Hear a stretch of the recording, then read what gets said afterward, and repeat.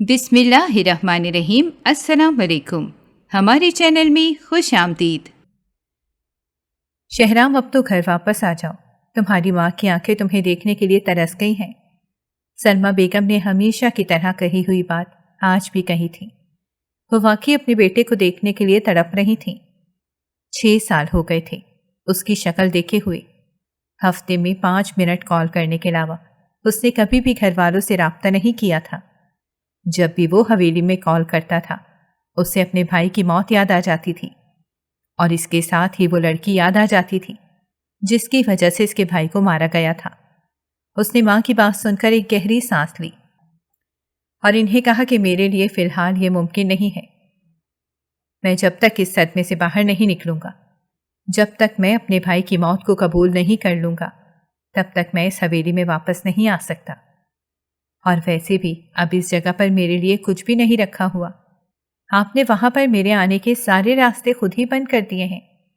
اگر آپ میری اس عورت کے ساتھ شادی نہ کرتے تو شاید آج حالات مختلف ہوتے، تو شاید آج میں آپ لوگوں کے ساتھ ہی موجود ہوتا، مگر آپ نے کچھ بھی ٹھیک نہیں کیا، مجھے کہیں کا بھی نہیں چھوڑا۔ نہ تو میں اپنے بھائی سے دوبارہ کبھی مل پاؤں گا، اور نہ ہی میں اپنے گھر والوں کے ساتھ اپنے تعلقات درست کر پاؤں گا۔ یہ کہہ کر وہ دوبارہ سے آبدیدہ ہو گیا۔ صفدر کی موت نے اس کی کمر کو بہت بری طرح سے توڑ کر رکھ دیا تھا۔ وہ اس دنیا سے مکمل طور پر الگ ہو گیا تھا۔ ہر وقت ہی اسے صفدر کی یادیں ستاتی رہتی تھیں۔ ان دونوں میں صرف 1 سال کا ہی فرق تھا۔ دونوں جڑواں ہی لگتے تھے، ہمیشہ ہی ہر معاملے میں ایک دوسرے کے ساتھ ہوتے تھے۔ اگر کہیں پر جانا ہوتا تھا تو کندھے سے کندھا ملا کر جاتے تھے۔ اگر کوئی کام کرنا ہوتا تھا وہ دونوں مل کر ہی کرتے تھے۔ ایک ہی اسکول میں تعلیم حاصل کی اور پھر ایک ہی کالج میں پڑھے۔ یونیورسٹی بھی ایک ہی تھی کہ وہ برا دن اس کی زندگی میں آ گیا۔ اس دن وہ اپنے بھائی کے ساتھ موجود نہیں تھا، اور اسی دن ہی صفدر مارا گیا۔ بیٹا، تم یوں سمجھو کہ وہ لڑکی ہمارے بیچ میں ہوتے ہوئے بھی ہمارے بیچ میں نہیں ہوتی۔ میں نے اس لڑکی کا ایسا انتظام کیا ہوا ہے کہ وہ کبھی بھی تمہارے سامنے نہیں آئے گی، اور نہ ہی تمہیں کبھی اس کے وجود سے اب کوئی بے چینی محسوس ہوگی۔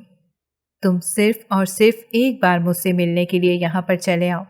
میں ساری زندگی تمہارا یہ احسان نہیں بھولوں گی۔ میں تمہارے پاؤں پڑتی ہوں۔ امی پلیز، یہ آپ کس طرح کی باتیں کر رہی ہیں؟ کیوں آپ مجھے گنہگار کر رہی ہیں؟ پہلے ہی میرے دل پر گناہوں کا بہت بوجھ ہے، اس بوجھ میں مزید اضافہ نہ کریں۔ بیٹا، مجھ سے مزید صبر نہیں ہو رہا۔ ایک بیٹے کو تو میں کھو چکی ہوں، اور دوسرے بیٹے کو میں نے 6 سال سے نہیں دیکھا۔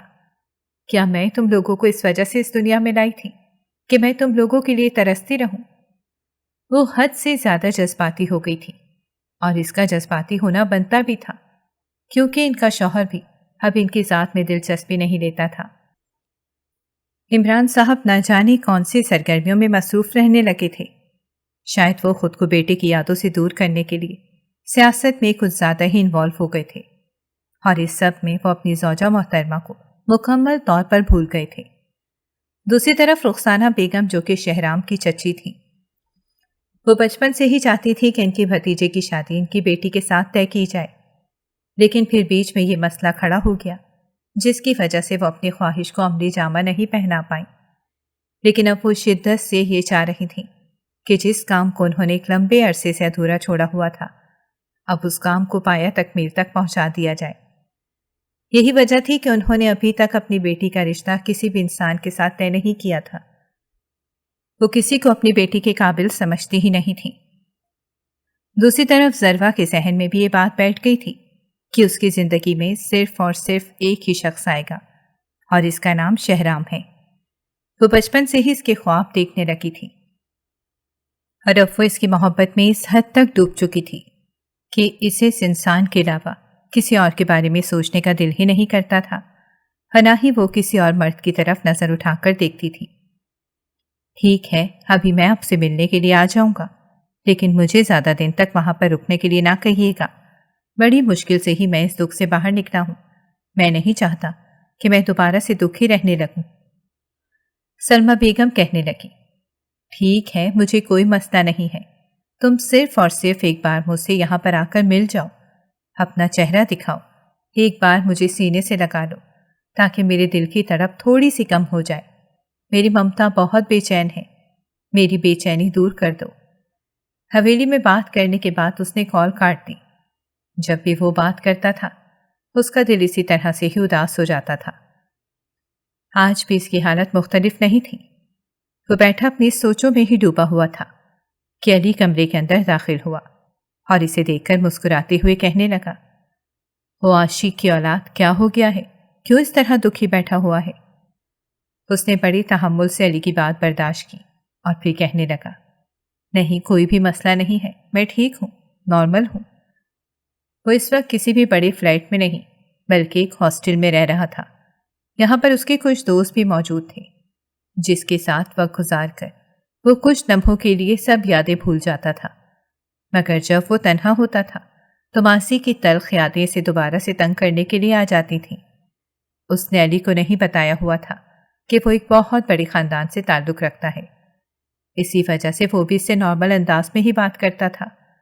اگر کسی انسان سے ایک گناہ ہو جائے اور اس انسان کو ایسے انسان کی زندگی میں شامل کر دیا جائے جس کے ساتھ اس نے زیادتی کی ہوئی ہے، تو کیا اس انسان کو معاف کر دینا چاہیے؟ شہرام کی بات سن کر وہ چونک اٹھا اور پھر ایک گہری سانس لے کر اس کے قریب ہی بیٹھ گیا اور اسے کہنے لگا، معاف کر دینا سزا دینے سے زیادہ بہتر ہے اور اللہ تعالیٰ معاف کرنے والوں کو پسند کرتا ہے، لیکن اگر آپ نے اتنا اسٹیمنا نہ ہو کہ آپ کسی کو معاف کر سکو تو اس بارے میں کچھ بھی نہیں کہہ سکتا۔ اگر اس نے واقعی کسی کے ساتھ زیادتی کی ہوئی ہے اور وہ بہت بڑی زیادتی ہے جسے معاف کرنا یا بھولنا اس انسان کے لیے ممکن نہیں ہے اور اسے لگ رہا ہے کہ سزا دے کر ہی اس کا دکھ کم ہو سکتا ہے، تو پھر تمہیں سزا دے دینی چاہیے۔ اب اس کے علاوہ میں تمہیں اور کیا سمجھا سکتا ہوں؟ بات کرنے کے بعد وہ خاموش ہو گیا۔ شہرام بھی گہری سوچ میں ڈوب گیا اور پھر کہنے لگا، تم ٹھیک کہہ رہے ہو، کچھ لوگوں کو جب تک سزا نہ دی جائے تب تک ان کے دل کو سکون نہیں ملتا۔ مجھے لگ رہا ہے کہ میرا دل بھی اسی لیے بے چین ہے کہ میں نے ابھی تک اسے سزا نہیں دی۔ میں نے فیصلہ کر لیا ہے کہ اب اسے ایک ایسی زندگی گزارنے پر مجبور کر دوں گا جس سے وہ پناہ مانگے گی۔ اس کی روح کانپ اٹھے گی، روئے گی، تڑپے گی، پچھتائے گی، لیکن اسے کبھی بھی معافی نہیں ملے گی۔ وہ نہیں جانتا تھا کہ وہ اپنے دھیان میں وہ اونچا بولتا جا رہا ہے، یہ تو مجھے اس کا چکر لگ رہا ہے۔ علی نے بیچ میں ہی بات کاٹی، یہ اس کا نہیں، قتل اور انتقام کا چکر ہے۔ میرے بھائی کا اس نے قتل کیا ہے اور وہ ونی ہو کر میرے نکاح میں آ گئی ہے۔ پچھلے 6 سالوں سے میں اس سے نظریں چرا رہا ہوں، اس سے جان چھڑوانے کی کوشش کر رہا ہوں، مگر مجھے لگ رہا ہے کہ یہ سب مجھے سکون پہنچانے کے لیے کافی نہیں ہے۔ اگر مجھے کچھ اور ہی کرنا پڑے گا، کچھ ایسا کہ جس سے نہ صرف وہ بھی ذلیل و رسوا ہو جائے بلکہ مجھے بھی تسکین مل جائے۔ اس کا لہجہ ہر قسم کے جذبے سے عاری تھا۔ ایک لمبے عرصے سے وہ جو فیصلہ کرتے ہوئے ڈر رہا تھا، آج اس نے وہ فیصلہ کر ہی لیا تھا۔ دوسری طرف علی بہت زیادہ حیران ہوا اور پھر اسی دن اسے پتہ چلا تھا کہ انسان کوئی اور نہیں بلکہ ایک بہت بڑا رئیس زادہ ہے۔ اور جب اس نے ونی کی بات کی تو اس کے ذہن میں اپنی کزن کا خیال گھومنے لگا۔ اس نے ڈرتے ڈرتے شہرام سے اس کے گاؤں کے بارے میں پوچھا تو اس کی اگلی بات سن کر علی کو لگا کہ اس کے قدموں کے نیچے سے زمین نکل گئی ہے۔ اس کی کزن بھی اسی گاؤں میں ہی رہتی تھی اور اس کے ساتھ بھی اس طرح کا سلوک کیا گیا تھا، تو پھر اس کی کزن کی جس کے ساتھ شادی کی گئی تھی وہ کوئی اور نہیں بلکہ اس کے سامنے بیٹھا ہوا یہ شخص تھا۔ یہ سوچ کر ہی اس کا دل خوف سے کانپنے لگا۔ اسے اس بات کی خبر تھی کہ آمنہ کے ساتھ اس جگہ پر کچھ بھی ٹھیک نہیں ہو رہا، اس کے ساتھ تشدد کیا جا رہا ہے، اس پر ظلم ہو رہا ہے، مگر وہ جانتے بوجھتے بھی کچھ نہیں کر سکتا تھا۔ وہ جانتا تھا کہ یہ قبائلی اور خاندانی مسئلے ہیں، اگر ان میں اس نے پڑھنے کی کوشش کی تو وہ خود بھی کسی قابل نہیں بچے گا۔ اسی وجہ سے وہ خاموشی سے پیچھے ہٹ گیا تھا، مگر اس کا دل آج بھی خون کے آنسو روتا تھا۔ اس بار بھی اس نے کچھ بھی نہیں بتایا اور شہرام کو وہاں سے چلے جانے کے لیے کہا۔ تقریباً 7 گھنٹوں کی مسافت کے بعد وہ اپنے گاؤں پہنچ چکا تھا۔ جب وہ اس حویلی کے دروازے میں داخل ہونے لگا تو اس کے ذہن میں اپنے بھائی کی کھلکھلاتی ہوئی آواز گونجی جب بھی وہ حویلی سے باہر نکلتے تھے۔ اسی طرح سے ہنستے مسکراتے ہوتے تھے۔ صفدر بہت ہی زندہ دل لڑکا تھا جو چھوٹی چھوٹی بات پر ہنسی مذاق کرتا تھا۔ اس کا یہ کہنا تھا کہ زندگی چھوٹی سی ہے، اسے جتنے مزے سے گزارا جائے اتنا ہی اچھا ہے، ویسے بھی کون سا یہ ہمیں دوبارہ ملے گی۔ وہ مزے سے اپنی زندگی جینے کا عادی تھا اور اسے موت سے بہت ڈر لگتا تھا۔ وہ اکثر ہی شہرام سے بات کیا کرتا تھا کہ وہ مرنے سے خوفزدہ ہوتا ہے، اسے قبر سے ڈر لگتا ہے۔ وہ سوچتا ہے کہ جس دن وہ مرے گا وہ اکیلا تنہا قبر میں ہوگا، تب اس کا نہ جانے کیا حال ہوگا۔ وہ اپنے رب سے خوفزدہ بھی ہوتا تھا اور اس سلسلے میں عبادت گزار بھی تھا۔ آج تک اس نے کسی بھی عورت کو غلط نگاہ سے نہیں دیکھا تھا اور نہ ہی کبھی کسی بری سرگرمی میں ملوث ہوا تھا، جبکہ دوسری طرف ان کی حویلی کا ماحول بہت ہی بے باک تھا۔ مردوں کی رات ہی محفلیں ہوتی تھیں جہاں پر عورتوں کو بھی بلایا جاتا تھا اور اس کے علاوہ شراب نوشی بھی کی جاتی تھی۔ ان کا باپ اس محفل میں آگے آگے ہوتا تھا، مگر ان دونوں بھائیوں کو ان چیزوں سے ذرا بھی دلچسپی نہیں تھی۔ وہ دونوں ہی اچھے تھے اور اپنی ماں پر گئے تھے۔ جب وہ حویلی کے اندر داخل ہوا، سلمہ بیگم تیزی سے بھاگتی ہوئی اس کے پاس آئی اور اسے سینے سے لگاتے ہوئے کہنے لگی، میرے بچے، تمہیں دیکھنے کے لیے میری آنکھیں ترس گئی تھیں۔ تم نہیں جانتے تھے کہ میں تمہارے لیے کتنا تڑپی ہوں۔ وہ روئے چلی جا رہی تھیں اور اپنے بیٹے کو چوم رہی تھیں۔ اماں جان، میں آپ کے جذبات سے بہت اچھے طریقے سے واقف ہوں اور میں اپنے کیے پر بہت زیادہ شرمندہ بھی ہوں۔ مجھے آپ کے ساتھ یہ سب کچھ نہیں کرنا چاہیے تھا۔ میں سمجھ رہا تھا کہ ان سب لوگوں سے دور جا کر میں سکون میں چلا جاؤں گا، مگر ایسا نہیں ہوا۔ اب مجھے لگ رہا ہے کہ میرا سکون اسی حویلی سے ہی منسوب ہے اور بہت سے ایسے ادھورے کام ہیں جسے میں نے پورا کرنا ہے۔ انہوں نے اپنے بیٹے کی آنکھوں میں دیکھا جہاں پر اس وقت انتقام کی آگ دوبارہ سے جل اٹھی تھی۔ ان کے دل کو کچھ ہوا۔ پہلے ہی ان کی بہو بہت سی مشکلات سے دوچار تھی، چاہ کر بھی اس کی مدد نہیں کر پا رہی تھی اور اسے سب سے نہیں نکال پا رہی تھی، اور اب ان کا بیٹا بھی اسے تکلیفیں پہنچانے کے لیے چلا آیا تھا۔ انہوں نے بے بسی سے ایک گہری سانس لی اور اس کے کندھے پر ہاتھ رکھتے ہوئے کہا، بیٹا، بس اتنا ہی گناہ کرنا کہ جس کا بوجھ تم اٹھانے کے قابل ہو سکو۔ کہیں ایسا نہ ہو کہ ایک معصوم سی لڑکی کے ساتھ زیادتی کر کے تم اپنے آپ کو جہنم کی آگ میں دھکیل دو۔ اس بار اس نے سلمہ بیگم کی بات کو مکمل طور پر نظر انداز کیا اور انہیں کہا کہ فی الحال میں اپنے کمرے میں جا رہا ہوں، میری طبیعت بہت خراب ہے، پھر آ کر آپ سے اس سلسلے میں بات کروں گا۔ یہ کہہ کر وہ تیزی سے کمرے کی طرف بڑھ گیا۔ اس سے پہلے کہ وہ اندر داخل ہوتا، ظرفہ اس کے سامنے آ گئی اور مسکراتے ہوئے کہنے لگی، ارے جناب، 6 سالوں کے بعد آپ کا دیدار ہو رہا ہے، بتائیے تو آپ کے مزاج کیسے ہیں؟ وہ بہت ہی ہلکے پھلکے انداز میں بات کر رہی تھی، اس بات سے بالکل انجان تھی کہ فی الحال اس کے سامنے جو انسان کھڑا ہے اس کے سینے میں دل نہیں بلکہ پتھر ہے جس نے دھڑکنا چھوڑ دیا ہے۔ اس نے ظرفہ کی بات کا جواب نہیں دیا اور اسے سائڈ پر ہٹاتے ہوئے کمرے کے اندر داخل ہو گیا۔ اسے سب کی بالکل بھی امید نہیں تھی۔ پہلے تو وہ حیرانگی سے منہ کھولے اس بند دروازے کو دیکھتی رہی جو شہرام نے اس کے منہ پر ہی بند کیا تھا۔ پھر اس نے غصے سے پاؤں پٹک دی، اس کی آنکھوں میں آنسو آ گئے۔ آج تک اس کے ساتھ اس طرح کا رویہ نہیں رکھا گیا تھا۔ ہر طرف سے ہی سے توجہ ملتی تھی، نہ صرف اس کے گھر والے بلکہ باہر کے لوگ بھی اس کی عزت کرتے تھے اور اس سے محبت بھری نظروں سے دیکھتے تھے، مگر صرف ایک ہی انسان تھا جسے اس کے وجود سے ذرا بھی دلچسپی نہیں تھی۔ اسے پتا تھا کہ یہ سب کچھ آمنہ کی وجہ سے ہو رہا ہے۔ یہ سوچ کر ہی اس کا خون دوبارہ سے کھولنے لگا۔ اسے یہ تو پتا تھا کہ اس حویلی میں اس کی حیثیت بھیڑ بکریوں سے زیادہ کی نہیں ہے۔ وہ دوبارہ سے اس کے کمرے کی طرف بڑھ گئی جو ایک چھوٹا سا اسٹور روم تھا۔ اس کمرے میں بہت سارا کچرا پڑا ہوا تھا۔ کونے میں ایک گندا سا بیڈ لگا ہوا تھا جس میں وہ بیٹھی ہمیشہ کی طرح آنسو بہا رہی تھی اور اپنے رب سے فریاد کر رہی تھی۔ کہ یا اللہ مجھے اس آزمائش سے باہر نکال دیں۔ اب میری ہمت جواب دے گئی ہے۔ مجھ میں اتنی طاقت نہیں ہے کہ میں ان لوگوں کا سامنا کر سکوں۔ یہ لوگ میری سوچ سے بھی زیادہ ظالم ہیں۔ ان کے سینوں میں دل نہیں بلکہ پتھر ہیں۔ یہ ظلم و جبر کرتے ہوئے ذرا بھی نہیں کتراتے۔ اسی وقت ہی ضربہ دروازہ کھول کر اندر داخل ہوئی اور اسے بالوں سے پکڑتے ہوئے کہنے لگی، اے بدبخت لڑکی، اپنی بکواس بند کرو۔ تم کیا سمجھتی ہو کہ تمہاری یہ بد دعائیں ہمیں لے ڈوبیں گی؟ یہ صرف اور صرف تمہاری غلط فہمی ہے۔ میرے کزن کو جان سے مارتے ہوئے تو تمہیں ذرا بھی خدا کا خوف محسوس نہیں ہوا جو ہمیں خدا کا خوف دلا رہی ہو۔ یہ کہہ کر اس نے دوبارہ سے آمنہ کے چہرے پر تھپڑوں کی بارش کر دی اور اس کے پیٹ میں لاتیں مارنے لگی۔ جو پہلے ہی رات کی بھوکی تھی، اس کے پیٹ میں پہلے ہی شدید درد ہو رہا تھا۔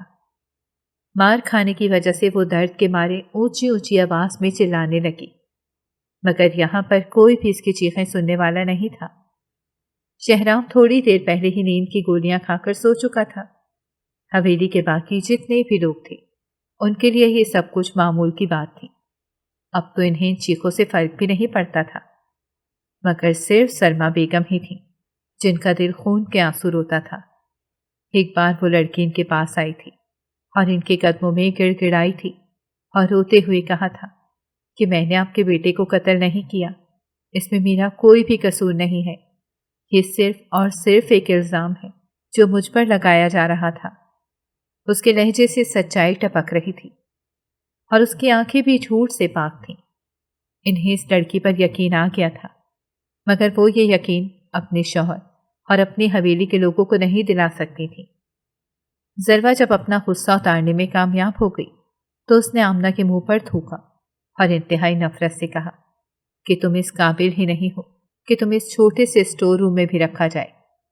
یہ کہہ کر اس نے بے بس لڑکی کا ہاتھ پکڑا اور اسے کھینچتے ہوئے لے کر جانے لگی۔ آمنہ نہیں جانتی تھی کہ اسے کہاں پر لے کر جایا جا رہا ہے، مگر اسے ایک بات کا تو اندازہ تھا کہ ابھی آگے اس کے ساتھ جو کچھ ہونے والا ہے وہ اسے بھی برا ہوگا۔ اسے استبل میں لے جانے کے بعد ضربہ نے اسے گندی مٹی میں پھینک دیا۔ وہ بہت بری طرح سے کیچڑ میں ڈوب گئی تھی۔ شرمندگی اور ہتک کا احساس اسے اندر سے کاٹ رہا تھا۔ آج سے پہلے کبھی بھی کسی نے اس سے اونچی آواز میں بات نہیں کی تھی۔ وہ اپنے گھر والوں کی سب سے لاڈلی بیٹی تھی۔ اس کے گھر میں صرف اور صرف اس کی بات ہی سنی جاتی تھی۔ اس کا باپ اس کے منہ سے نکلنے والی ہر بات کو پورا کر دیتا تھا۔ اس کے بھائی اس کی عزت کرتے تھے، اس کی آرزوئیں پوری کرتے تھے، اسے اپنے ساتھ گھمانے کے لیے لے کر جاتے تھے، اور سب سے بڑی بات کہ وہ اس کا یقین کرتے تھے۔ انہیں اپنی بہن پر مان تھا، مگر جب سے اس کے ساتھ یہ واقعہ رونما ہوا تھا تب سے سب کچھ ہی برباد ہو گیا تھا۔ اس کے بھائیوں نے اس سے نگاہیں پھیر لی تھی، اس کے باپ نے اس کے ساتھ ہر طرح کا تعلق ختم کر لیا تھا، اس کی ماں نے اسے اپنی بیٹی ماننے سے ہی انکار کر دیا تھا۔ یہ ذہنی تکلیف کم نہیں تھی جو اسے یہاں پر جسمانی تکلیف بھی ملنا شروع ہو گئی تھی۔ سلمیٰ بیگم پہلے دنوں میں تو اس لڑکی کو برا بھلا کہتی تھی، اس کو مارتی بھی تھی، لیکن بعد میں جا کر انہیں اندازہ ہونے لگا تھا کہ کچھ تو گڑبڑ ہے۔ انہیں پوری بات نہیں بتائی گئی۔ اس پوری کہانی میں کہیں نہ کہیں جھول موجود ہے۔ وہ اپنے رب سے ہمیشہ ایک ہی دعا کرتی تھی کہ اے اللہ، میری نظروں کے سامنے وہ حقیقت لے آؤ جس سے میں مکمل طور پر انجان ہوں۔ بیٹے کی موت پر انہیں صبر تو آ ہی گیا تھا، لیکن اب اس لڑکی کی تکلیف پر ان کا دل دوبارہ سے تڑپ اٹھتا تھا۔ وہ اپنے بیٹے کو اسی وجہ سے ہی حویلی میں بلا رہی تھی تاکہ وہ اس لڑکی کی تکلیف کو کسی حد تک کم کر سکے، مگر شہرام کے منہ سے وہ ساری باتیں سن کر انہیں لگا کہ انہوں نے ایک اور بڑی غلطی کر دی ہے۔ تقریباً شام 6 بجے کا وقت تھا جب اس کی آنکھ کھلی۔ سردیوں کی شامیں تھیں، چاروں طرف اندھیرا پھیلا ہوا تھا۔ اس کا کمرہ بھی اس وقت اندھیرے میں ہی ڈوبا ہوا تھا۔ اٹھتے ساتھ ہی اس کے ذہن میں سب سے پہلا خیال آمنہ کا آیا، جسے 6 سال پہلے وہ یہاں پر چھوڑ کر گیا تھا۔ اس نے ایک گہری سانس لی اور فریش ہونے کے لیے چلا گیا۔ بعد میں وہ امی کے پاس گیا اور آمنہ کے بارے میں سوال کرنے لگا۔ میں اس بارے میں کچھ بھی نہیں جانتی، یہ کہہ کر انہوں نے منہ پھیر لیا اور دوسری طرف کروٹ کر کے لیٹ گئی۔ ایک آنسو خاموشی سے ان کی آنکھوں سے ٹپک کر تکیے میں جذب ہو گیا تھا۔ اس نے کندھے اچکا دیے اور باہر نکل آیا۔ اب اس کا رخ گھوڑوں کے استبل کی طرف تھا، جہاں پر اس کا سب سے عزیز ترین گھوڑا موجود تھا۔ اسے دیکھے ہوئے 6 سال گزر چکے تھے، نہ جانے اب وہ اسے پہچانتا بھی ہوگا یا نہیں۔ یہی سوچ کر وہ اس طرف بڑھا کہ اچانک ہی ایک زوردار چیخ کی آواز سنائی دی۔ وہ لڑکی کی چیخیں تھیں جو درد سے کرا رہی تھی۔ وہ اس وقت بہت بے چین لگ رہی تھی۔ تیزی سے بھاگتا ہوا جب اس طرف گیا تو سامنے نظر آنے والے منظر کو دیکھا تو اسے لگا کہ ساتوں آسمان اس کے سر کے اوپر آ کر گر گئے ہوں۔ جنید، جو کہ اس کے چچا کا بیٹا تھا، اس نے اس وقت آمنہ کو بالوں سے پکڑ رکھا تھا اور اس کے چہرے پر تھپڑ مار رہا تھا۔ اس کے ساتھ ساتھ وہ اس پر مکوں کی بارش بھی وقفے وقفے کے ساتھ کر رہا تھا۔ شہرام کو دیکھ کر وہ ایک دم ہی رک گیا۔ اس کا پورا وجود خوف سے لرزنے لگا۔ دوسری طرف اس کی حالت بھی اس سے مختلف نہیں تھی۔ وہ سوچ بھی نہیں سکتا تھا کہ یہاں پر آمنہ کے ساتھ اس طرح کا سلوک کیا جا رہا ہوگا۔ اس نے صرف اپنی ماں کو یہ اجازت دی تھی کہ وہ اس وینی میں آئی ہوئی لڑکی سے بدلہ لے۔ باقی کسی کو بھی اس نے یہ حق نہیں دیا تھا کہ وہ اس کی بیوی پر ہاتھ اٹھائیں یا اس کے ساتھ کسی بھی طرح کا تشدد کریں۔ اس کا خون غصے سے کھولنے لگا۔ وہ ایک لمحے کی بھی دیری کیے بغیر جنید کے پاس پہنچا، اسے گریبان سے پکڑ کر اس کے اوپر ٹوٹ پڑا۔ تھوڑی ہی دیر میں جنید بہت بری طرح سے زخمی ہو گیا تھا، اس سے اٹھا نہیں جا رہا تھا۔ اس سے فارغ ہونے کے بعد شہرام نے ایک نظر زخمی بے ہوش پڑی ہوئی آمنہ پر ڈالی، جس کے چہرے پر ابھی بھی معصومیت تھی، مگر اب وہاں پر ایک چیز اضافی ہو گئی تھی اور وہ تکلیف اور بے بسی تھی۔ اس نے اسے اپنے بازو میں اٹھایا۔ وہ نہیں جانتا تھا کہ وہ یہ سب کچھ کیوں کر رہا ہے۔ اس کے سارے کپڑے اس وقت کیچڑ سے بھر گئے تھے۔ اسے شدید بو آ رہی تھی۔ تھوڑی دیر پہلے ہی وہ نہا کر آیا تھا اور ابھی دوبارہ سے وہ گندا ہو گیا تھا۔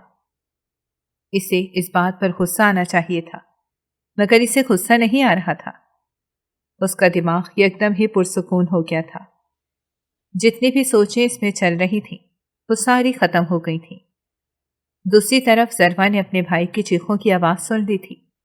جب اس نے شہرام کو بازوؤں میں اس لڑکی کو اٹھائے ہوئے دیکھا تو اس کے تن بدن پر آگ لگ گئی، مگر وہ فی الحال اس کے ساتھ کوئی بحث نہیں کر سکتی تھی۔ وہ تیزی سے حویلی کے اندرونی حصے سے باہر نکل گئے۔ گھوڑوں کے استبل میں جا کر سامنے نظر آنے والے منظر کو دیکھ کر اس نے اپنے لبوں پر ہاتھ رکھ لیا۔ تھوڑی ہی دیر بعد یہ خبر پوری حویلی میں جنگل کی آگ کی طرح پھیل گئی کہ شہرام نے اپنی بیوی کے لیے جنید پر ہاتھ اٹھایا ہے۔ سب لوگ اس سے ناراض تھے۔ اس کا باپ اس پر بہت زیادہ غصہ کر رہا تھا۔ اس نے بہت ہی خاموشی اور تحمل سے سب لوگوں کی باتوں کو سنا۔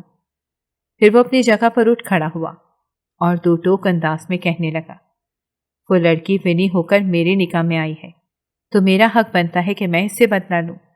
میں کسی بھی غیر انسان کو یہ حق نہیں دیتا کہ وہ میری بیوی کو ہاتھ لگائے۔ ابھی تو یہ کچھ بھی نہیں ہے۔ اگر دوبارہ کبھی کسی نے میری بیوی کو ہاتھ لگانے کی یا پھر اسے کچھ کہنے کی کوشش کی تو نہ صرف میں اس کے ہاتھ کاٹ دوں گا بلکہ اس کے ساتھ ساتھ اس کی زبان بھی حلق سے کھینچ ڈالوں گا۔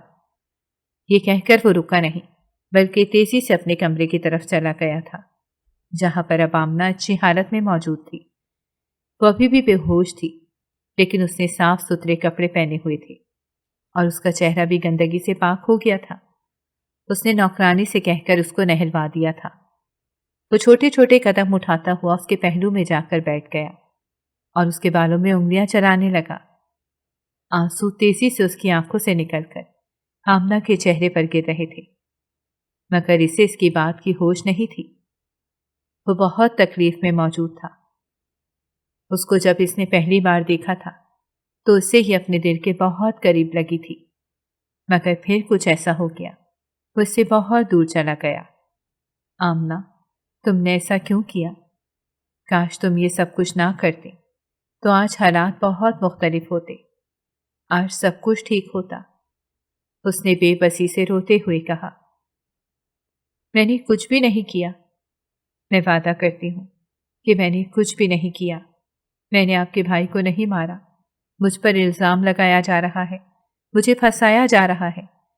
مجھے نہیں سمجھ آ رہی کہ میں کیسے اپنے آپ کو بے گناہ ثابت کروں۔ آپ میری بات پر یقین کر لیں، صرف اور صرف ایک بار مجھ پر اعتبار کر کے دیکھیں، صرف اور صرف ایک بار اس معاملے کی گہرائی میں جا کر سوچیں، آپ کو پتہ چل جائے گا۔ وہ تیزی سے اس کے قریب سے اٹھا۔ اس سے پہلے کہ وہ باہر نکلتا، آمنہ نے اس کی بازو پکڑ لیا اور اسے کہنے لگی، خان صاحب، میں جانتی ہوں کہ آپ اس وقت کچھ بھی سننے کی پوزیشن میں نہیں ہیں، لیکن صرف اور صرف میری ایک بات پر غور کریں۔ آپ کے بھائی کو جس انداز سے مارا گیا تھا، میرے پاس اس طرح کا کوئی بھی ہتھیار موجود نہیں تھا۔ اور کیا آپ کو لگتا ہے کہ ایک لڑکی کسی پر اس طرح کا ظلم کر سکتی ہے؟ یہ صرف اور صرف ایک چال تھی جس میں مجھے پھنسا دیا گیا تھا۔ یہ کہہ کر اس نے شہرام کا ہاتھ چھوڑ دیا اور خاموشی سے آنکھیں بند کر لیں۔ ایک لمبے عرصے سے جو بات وہ اس انسان سے کہنا چاہتی تھی، آج وہ کہنے میں کامیاب ہو گئی تھی۔ اس کے علاوہ اس کے دل میں کسی بھی قسم کی آرزو نہیں تھی۔ فی الحال ویسے بھی گولیوں کی وجہ سے اسے نیند آ رہی تھی اور درد کے مارے اس کا جسم بھی ٹوٹ رہا تھا۔ وہ دوبارہ سے بے ہوش ہو گئی تھی۔ دن تیزی سے گزرتے جا رہے تھے۔ اس کا بہت ہی اچھے طریقے سے خیال رکھا جا رہا تھا۔ اب اس پر کسی بھی قسم کا ظلم نہیں کیا جاتا تھا۔ یہ دیکھ کر ضرفہ کو بہت آگ لگتی تھی۔ وہ تو سوچ رہی تھی کہ شہرام کے آنے کے بعد ساری چیزیں اس کے ہاتھ میں آ جائیں گی۔ اس لڑکی کو اس حویلی سے دھکے دے کر نکال دیا جائے گا اور اس کو اپنے محبوب کی زندگی میں شامل کر دیا جائے گا۔ مگر یہاں تو سب کچھ ہی خراب ہو گیا تھا۔ وہ تیزی سے چلتی ہوئی جنید کے کمرے میں گئی اور اس پر چلاتے ہوئے کہنے لگی، میں سوچ بھی نہیں سکتی تھی کہ تم اس قدر بڑی بے وقوفی کر سکتے ہو۔ میں نے تمہیں پہلے بھی کہا تھا کہ شہرام کے سامنے اس طرح کی غلطی کرنے کی کوشش مت کرنا۔ جنید نے غصے سے بہن کو دیکھا اور اس پر چلاتے ہوئے کہا، تم مجھے مت سمجھاؤ کہ کیا ٹھیک ہے اور کیا غلط ہے۔ میں بہت اچھے طریقے سے جانتا ہوں، اور جہاں تک اس گھٹیا انسان کا سوال ہے، تو جب تک میں اس سے بدلہ نہیں لے لیتا تب تک میں سکون سے نہیں بیٹھوں گا۔ خبردار، جو تم نے شہرام کو کوئی بھی نقصان پہنچانے کی کوشش کی، ورنہ مجھ سے برا کوئی بھی نہیں ہوگا۔ میں بھول جاؤں گی کہ تم میرے بھائی ہو۔ وہ دونوں اس وقت ایک دوسرے کے ساتھ لڑائی جھگڑا کر رہے تھے اور ایک دوسرے کا بالکل بھی لحاظ نہیں کر رہے تھے۔ تم تو ابھی بھی یہ بات بھول چکی ہو، اسی وجہ سے تو اپنے بھائی سے سوال جواب کرنے کے لیے آ گئی ہو۔ تم سے زیادہ بدبخت لڑکی میں نے آج تک اپنی ساری زندگی میں نہیں دیکھی۔ تم اپنے عاشق کو یہ بات بہت اچھے طریقے سے سمجھا لو کہ اگر اس نے دوبارہ سے میرے راستے میں آنے کی کوشش کی یا میری راہ میں روڑے اٹکانے کی کوشش کی تو میں اسے راستے سے ہٹا دوں گا، اور میں بالکل بھی ہچکچاؤں گا نہیں۔ جنید کی باتیں سن کر وہ بہت زیادہ خوفزدہ ہو گئی تھی۔ اس کی آنکھوں میں آنسو آ گئے۔ وہ تیزی سے چلتی ہوئی اس کے پاس گئی اور اس کے ہاتھ پکڑتے ہوئے کہنے لگی، نہیں بھائی، خدا کے لیے یہ ظلم مت کرنا، اسے کچھ بھی نہ کہنا، میں اس سے بہت محبت کرتی ہوں۔ وہ اس وقت اپنے بھائی کے سامنے اپنی محبت کا اظہار کر رہی تھی، اس بات سے بالکل انجان کہ اس کی غیرت مند بھائی کے دل پر اس وقت کیا گزر رہی ہوگی۔ اس نے روتے ہوئے کہا کہ بچپن سے ہی ماں نے میرے ذہن میں یہ بات ڈالی تھی کہ وہ صرف اور صرف میرا ہوگا، اور جب میں اسے کسی اور لڑکی کے ساتھ دیکھتی ہوں تو میرا دل خون کے آنسو روتا ہے۔ اس سب میں میرا ذرا بھی اختیار نہیں ہے، سارا قصور اماں جان کا ہے جنہوں نے مجھے اس مقام تک پہنچایا ہے۔ خدا کے لیے بس کر جاؤ، تم کوئی چھوٹی بچی نہیں ہو جو تمہیں پتہ نہیں ہوگا کہ کیا ٹھیک ہے اور کیا غلط ہے۔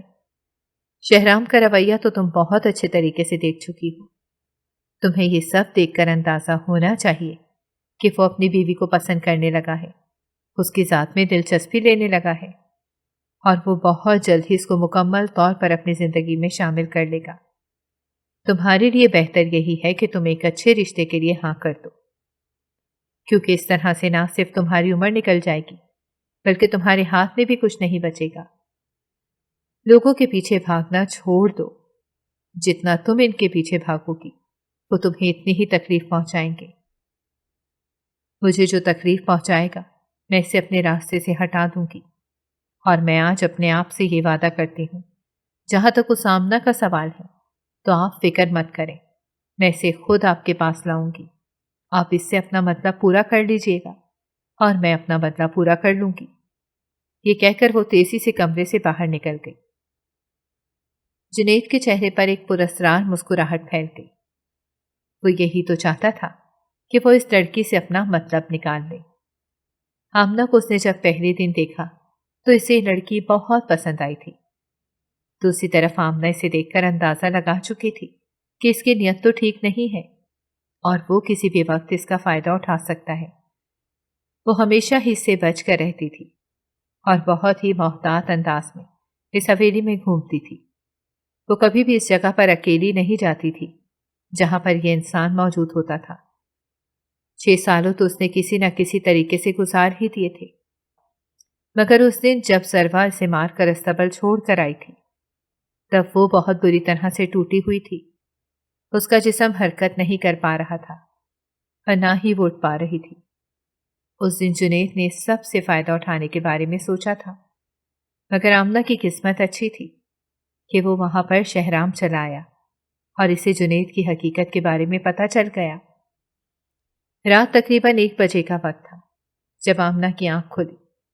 भूख के मारे इसका बहुत बुरा हाल था। उसी वक्त ही कमरे का दरवाजा खुला और शहराम खाने की ट्रे लेकर कमरे के अंदर दाखिल हुआ।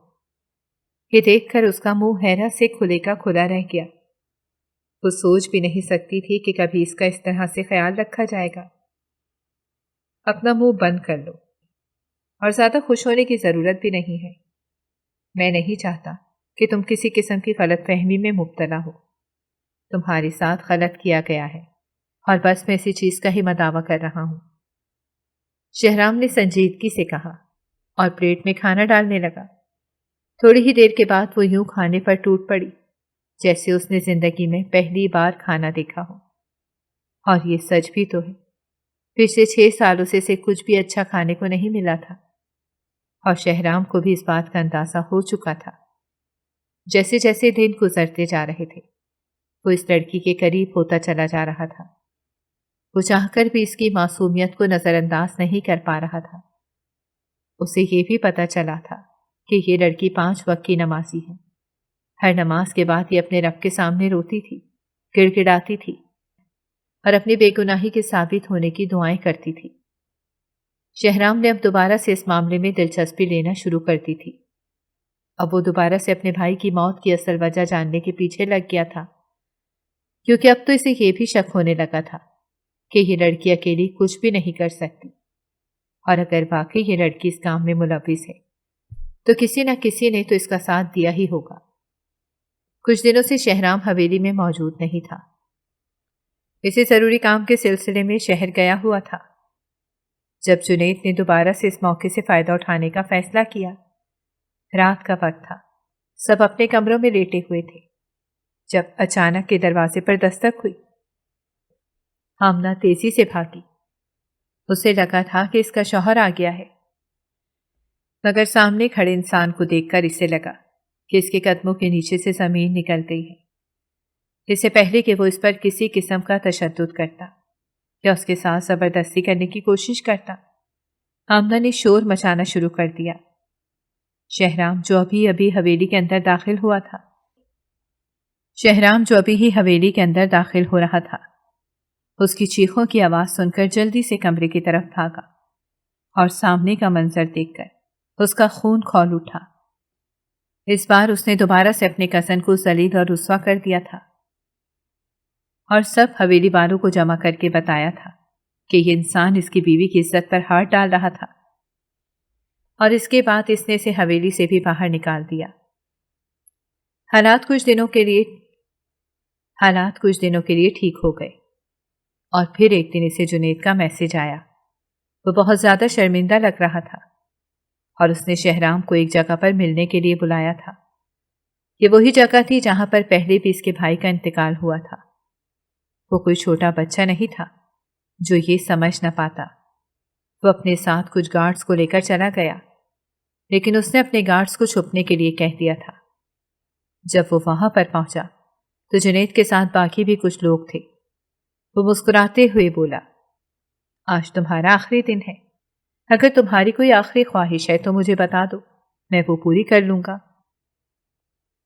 اور پھر اسی وقت ہی شہرام پر یہ راز آشکار ہوا تھا کہ اس کے بھائی کو اس دنیا سے مٹانے والا انسان کوئی اور نہیں بلکہ جنید ہی تھا۔ ان دونوں کے آپس میں کسی چھوٹی سی بات پر لڑائی ہو گئی تھی اور پھر اس نے اس کے بھائی کو جان سے مار دیا تھا۔ اسی وقت یہ لڑکی بھی اسی جگہ پر موجود تھی۔ آمنہ کو شروع سے ہی جنگل کے پھول توڑنے کی عادت تھی اور وہ اس دن پھول توڑنے کے سلسلے میں ہی وہاں پر گئی تھی، مگر اس پر یہ الزام لگا دیا گیا اور اس کے ہاتھ میں وہ ہتھیار تھما دیا گیا جس کے ذریعے اس کے بھائی پر وار کیا گیا تھا۔ پھر کیا تھا، جنید نے یہ بات بڑھا چڑھا کر پیش کی اور اس وقت سب لوگ اس پر یقین کرتے تھے۔ اس لڑکی کو قصوروار مان لیا گیا۔ جنید نے محبت کی جھوٹی کہانی بھی بنا دی تھی جس میں اس لڑکی کو قصوروار ثابت کر دیا تھا، اور پھر یوں ہی یہ لڑکی بنی ہو کر اس حویلی میں چلی گئی۔ جس طرح میں نے تمہارے بھائی کو اس دنیا سے مٹایا تھا، بالکل اسی طرح ہی تمہیں مٹاؤں گا۔ تمہارے بھائی سے مجھے اس لیے نفرت تھی کیونکہ وہ اس لڑکی میں دلچسپی لیتا تھا اور اس لڑکی پر میں نے اپنی نظر رکھی ہوئی تھی۔ وہ جب بھی جنگل میں جاتی تھی تو وہ اس کے پیچھے ہی نکل جاتا تھا اور اسے چھپ کر دیکھتا رہتا تھا۔ میں نے جب اس سے اس بارے میں بات کی تو وہ مجھ پر چڑھ دوڑا۔ تمہیں پتہ ہے کہ میں کسی کا بھی غلط رویہ برداشت نہیں کرتا۔ میں نے اسے بدلہ لیا اور اسے جان سے مٹا دیا۔ تمہاری بھی پچھلی حرکت کو میں نے نظر انداز کر دیا تھا، لیکن اب دوبارہ سے تم نے مجھ پر ہاتھ اٹھایا ہے اور اب میں تمہیں معاف نہیں کروں گا۔ اس سے پہلے کہ وہ اس پر وار کرتا، شہرام کے گارڈز تیزی سے باہر نکل آئے اور انہوں نے وہاں پر کھڑے سب لوگوں کو ہی اپنے قابو میں کر لیا۔ حقیقت سے آشنا ہو جانے کے بعد اسے بہت ہی دکھ پہنچا تھا کہ وہ 6 سال سے ایک ایسی لڑکی کو تکلیف پہنچا رہا تھا جس کا کوئی قصور ہی نہیں تھا۔ وہ اپنے کیے پر بہت زیادہ شرمندہ تھا۔ جب سب لوگوں کو اس بارے میں پتہ چلا تو اس کے چچا واویلا مچانے لگے، لیکن وہ اس بار کسی کی بھی بات سننے کے لیے تیار ہی نہیں تھا۔ اس نے جنید کو سزا دلوا دی اور اپنی بیوی کو لے کر شہر چلا گیا۔ اپنی ماں کو بھی وہ ساتھ ہی لے آیا تھا کیونکہ وہ جانتا تھا کہ ان دونوں عورتوں کے لیے حویلی میں رہنا بہت مشکل ہے۔ وہاں پر آ کر اس نے ایک نئی زندگی کی شروعات کر دی۔ وہ ہر روز ہی رات کو سونے سے پہلے آمنہ سے اپنے رویے کی معافی مانگتا تھا۔ اس کے دل میں جو بے سکونی تھی وہ ختم ہو گئی تھی کیونکہ اب وہ ایک اصل قاتل تک پہنچ گیا تھا۔ سلمہ بیگم بھی اپنے بیٹے کی خوشگوار ازدواجی زندگی دیکھ کر بہت زیادہ خوش تھیں۔ تقریباً 5 سالوں تک ان کے گھر میں اولاد نہیں ہوئی تھی، لیکن اس نے کبھی بھی آمنہ کو طعنہ نہیں دیا تھا۔ 6 سال اللہ تعالیٰ نے اسے ایک بہت ہی خوبصورت بچی سے نوازا۔